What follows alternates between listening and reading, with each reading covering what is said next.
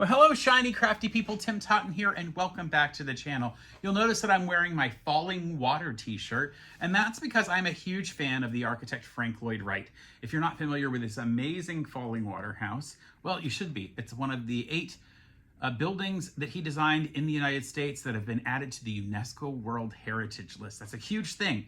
It joins like the Grand Canyon and the Pyramids of Giza and the Taj Mahal on this amazing list.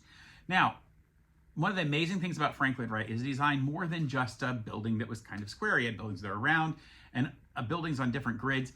One of the great things that he could do was using just a T-square and a 30-60 degree triangle. He could turn that and make all kinds of amazing designs using his angles, 30 and 60 degrees. And today, I'm going to show you how to take 4 8-inch squares and using a 30, 60, 90 degree triangle, turn it into an amazing and unusually designed quilt square. So why don't you join me down here at the cutting table and I'll show you what we need to do to get started.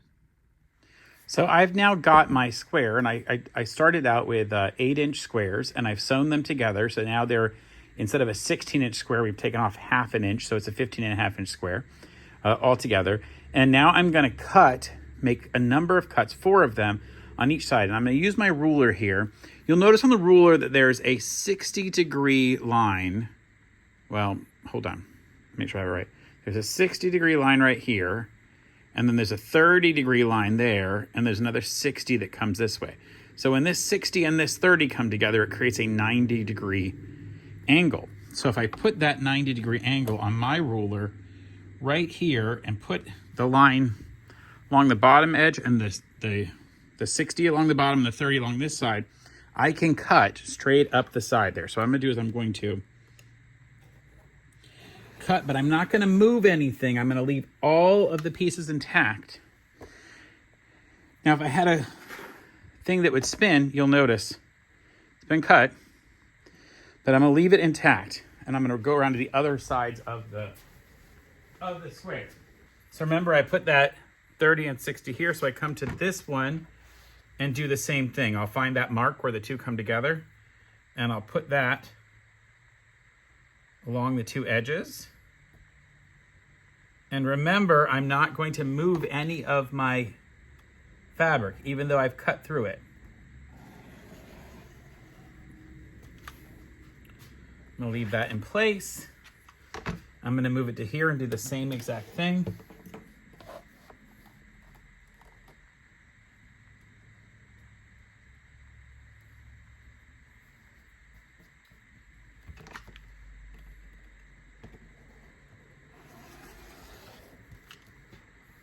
And then I'm going to do it on the last one, which may be harder to do because it might put you in the way. So I'm going to move you over here.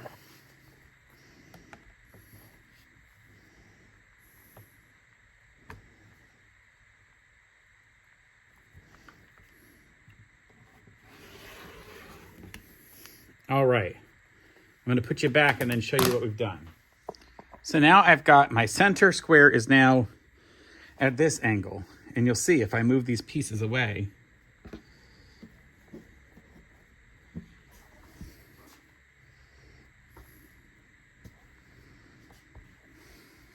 and we can do a couple of things. I'm going to turn this center square just like that. All right, so now that one is in a different position, and then I will bring these 4, just put them around the opposite direction that the last one was. Now you could, if you wanted, now this is going to make a much different look when we sew it all back together, or you could say, gosh, I really don't want these 2 so close to each other. Maybe I want them opposite. So maybe you want to have moved that around to this direction. So now I get several different ones, but then it questions is, do I still want these 2 across from each other? You have to choose what you think is the best look for this. I kind of like the idea of only going, because I like the idea of those being with each other here. And you could then choose to say, well, I really want this one maybe here then, or what. You can sort of play with it, what makes the most sense. In fact, I might like this here so that it's all 4 of those are kind of in the same area. maybe now these sort of come together, and I could flip these the same way. All the browns and all the light greens are near each other. So now the step to do is to actually sew these pieces together, and also these two together and this two together, and then these pieces on, and just make sure I use literally that line there. I'll start sewing right there as I go along, and the same thing, that one, and of course here. I'm not going to start on the end there. I'll start here where I have two straight lines that will go to each other. So let's go ahead and go to the machine and stitch these together. So this one is going to be a little difficult because I really don't want to stitch this way. So I'm going to actually flip it over and make sure that I get those two 90-degree stitches I can put together right there in the corner. And I'm just using a 1/4 inch seam allowance like I did on the rest of it. And in fact, I'll probably re-stitch that one in just a minute. I don't think it looks very good. Again, a 1/4 inch seam allowance. This is where it would be helpful to maybe have a piece of material you start on and off from.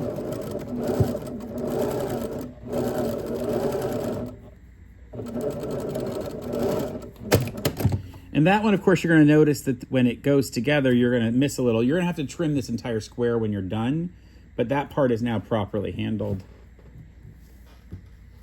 And then this last one, again, we just get where the two squares come together. The 9-degree angles.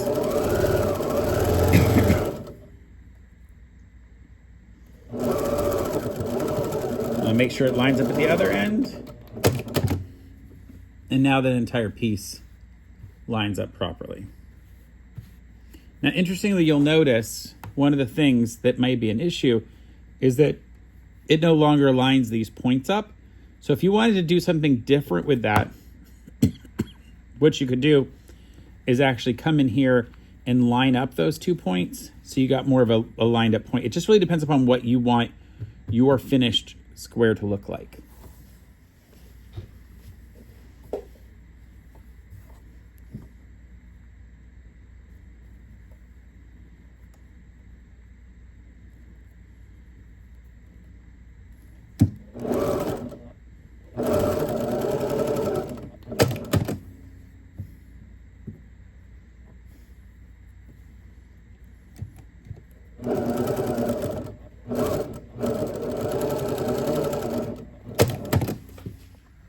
So now that I've actually put the pieces together, I'm going to have to then, I know I have 3 sets to go. This one, I'm going to put these 2 sides on first and then come back with this taller row.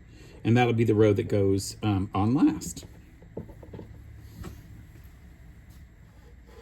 So here at the sewing machine, I'm going to start, again, right where these 2 square edges come together. That's a lot easier to do. Now, the only negative with using something other than a 90-degree angle is you're not going to get the perfect lineups in some parts, and I'll show you what I mean as we go through. I have, though, I did iron this one toward the middle and iron this one out so that when I put them together, they will nest in together to each other.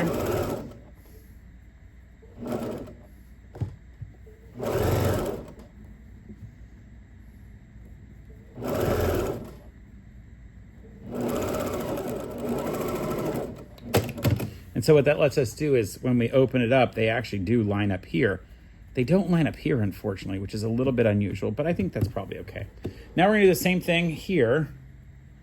We're going to stitch these together. And the only difference here is I'm going to put this one on the bottom and this one on the top so that we can use that 90 degrees.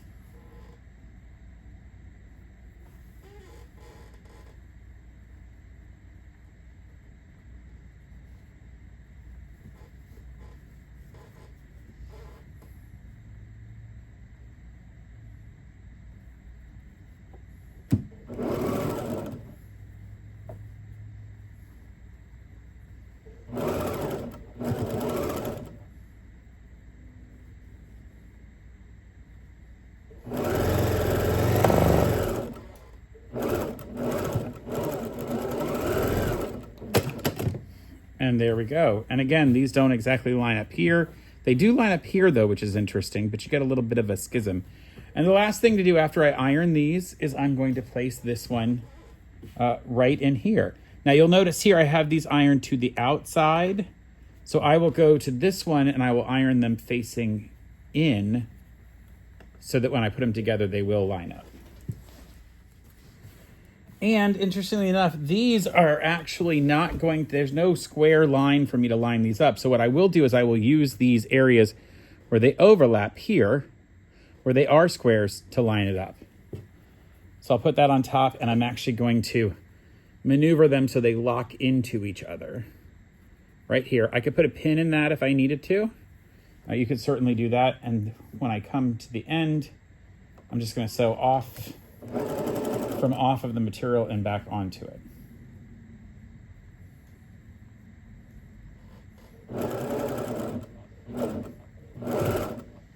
And I can tell that lined up, and I'm going to check the other one down below, the lower one down here. Now remember, I know these aren't going to line up, but I'm going to check and make sure these are lining up and that they lock into each other, and they do.